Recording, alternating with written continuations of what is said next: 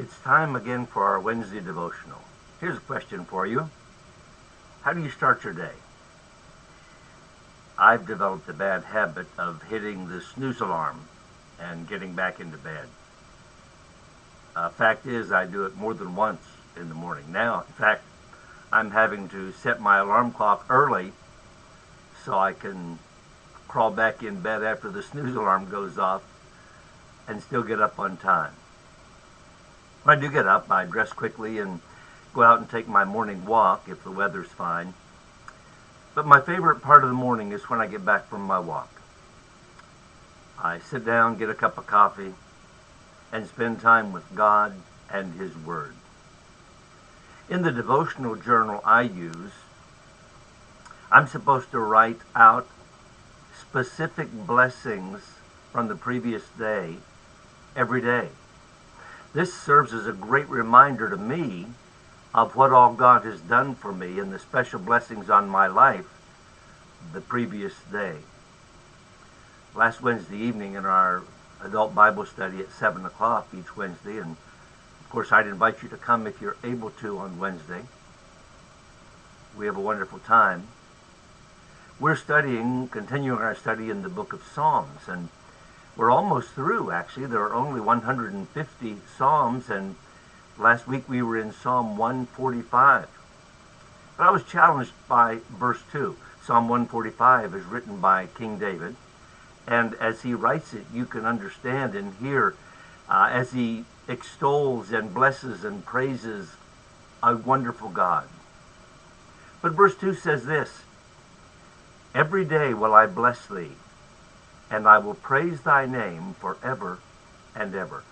Every day will I bless thee. Every day.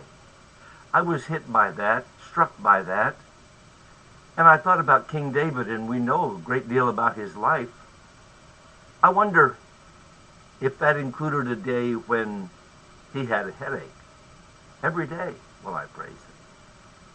I wonder if it included a day when he had a toothache, or if he had an argument with one of his wives, or a day when very difficult decisions had to be made. He said, "Every day will I praise thee." I wonder if this included the day when he found out that one of his sons had another one of his sons murdered. Every day will I bless thee.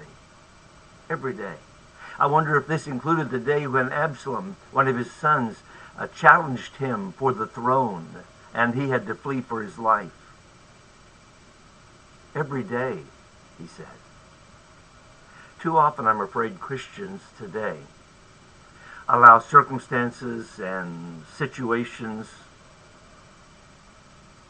to come into their lives and affect their attitudes. We blame our bad attitude on a specific day for this thing or that thing, or you don't know how my day was, or if you'd have had a day like my day, you'd have had the same attitude. But I've often said, and I truly believe, that attitude is a choice. Attitude is a choice. Don't blame others. Don't blame your circumstances. Don't blame a situation. Now, I understand. I've been there too. I understand that things can come into our lives that break our hearts. Things can come into our lives that cause great sadness. Things come into our lives that cause great sorrows, deaths, and sicknesses come. But we need to determine, like David, like King David, that Psalm 145:2, "Every day will I bless thee, and I will praise thy name forever and ever."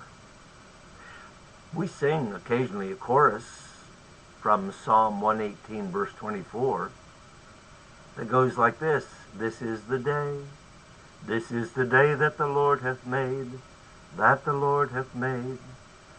We will rejoice." That's the part I like. We will rejoice. We will rejoice and be glad in it, and be glad in it. We will rejoice. That's a decision we make. It doesn't happen naturally. It has to happen supernaturally with God's help, making a decision that this is the day the Lord hath made. We will rejoice. David said, "Every day will I praise thee." Every day. Is that how we look at life? I challenge you this morning, or this afternoon, whenever you're listening to this. Say with David, as he said in Psalm 145:2, every day will I bless thee, and I will praise thy name forever and ever. God bless you. Have a wonderful day.